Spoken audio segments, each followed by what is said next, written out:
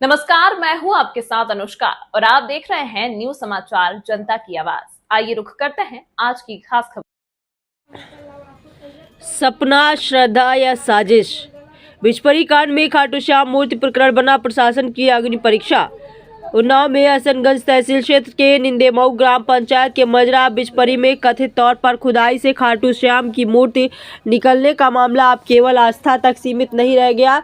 सपने में आदेश से शुरू हुई कहानी अब अंधविश्वास, अफवाह, भीड़ जुटाने और सरकारी जमीन पर संभावित कब्जे की आशंकाओं के बीच प्रशासनिक जांच तक पहुंच गई है। तहसील प्रशासन ने पूरे घटनाक्रम की जांच के आदेश देकर साफ संकेत दिया है कि मामला संवेदनशील है और कानून के दायरे में ही तय होगा। तहसीलदार अविनाश चौधरी ने लेखपाल को मौके पर पहुंचकर जमीन की स्थिति, खुदाई की वैधता और घटनाक्रम की विस्तृत रिपोर्ट निर्देश दिए। प्रशासन ने स्पष्ट किया है कि जांच पूरी होने तक किसी भी प्रकार का निर्माण या कब्जा स्वीकार नहीं किया जाएगा। तीसरे दिन भी पूजा, बढ़ती भीड़ और चढ़ावे जांच के आदेश के बावजूद शनिवार को पीपल के पेड़ के नीचे रखी मूर्ति की पूजा अर्चना जारी रही। आसपास के गांवों से लोग दर्शन के लिए पहुंचे, जिससे मौके पर भीड़, चढ़ावे और गतिविधियां और तेज हो गई।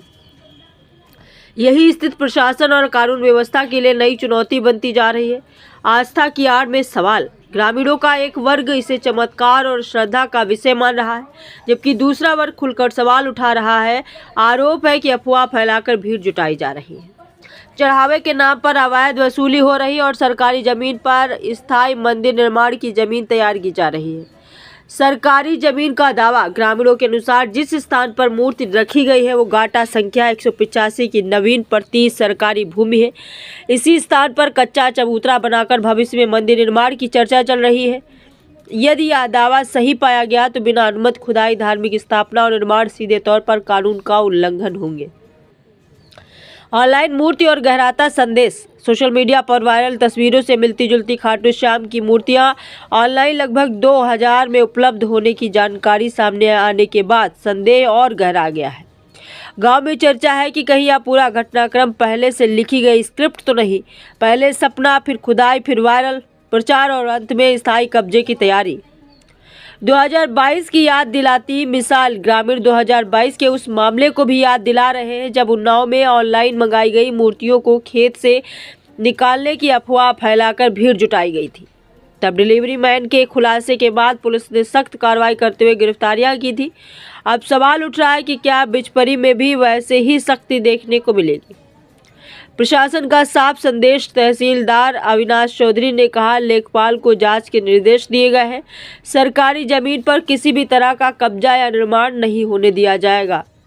रिपोर्ट के आधार पर आगे की कार्रवाई की जाएगी। गांव दो धड़ों में बटा है। एक पक्ष इसे ईश्वरीय चमत्कार मान रहा है तो दूसरा इसे अंधविश्वास फैलाने और सरकारी जमीन हड़पने की कोशिश बता रहा है। दोनों पक्षों के बीच बढ़ता तनाव कानून व्यवस्था की दृष्टि से भी चिंता का विषय बनता जा रहा है। अब जरूरी क्या है? मूर्ति का वैज्ञानिक और तकनीकी परीक्षण, राजस्व अभिलेखों से जमीन की स्पष्ट स्थिति, अफवाह फैलाने और अवैध गतिविधियों पर सख्त कानूनी कार्रवाई, चढ़ावे और धार्मिक गतिविधियों में पारदर्शिता। आस्था का सम्मान जरूरी है, लेकिन अंधविश्वास, अफवाह और अवैध कब्जे पर कानून को भारी पड़ना ही होगा। बिचपरी का यह मामला प्रशासन की सख्ती और निष्पक्षता की परीक्षा बन चुका है। समय रहते कार्रवाई नहीं हुई तो सपनों के नाम पर कानून का मखौल बनना तय है। सूरज सिंह राजपूत, पत्रकार की रिपोर्ट।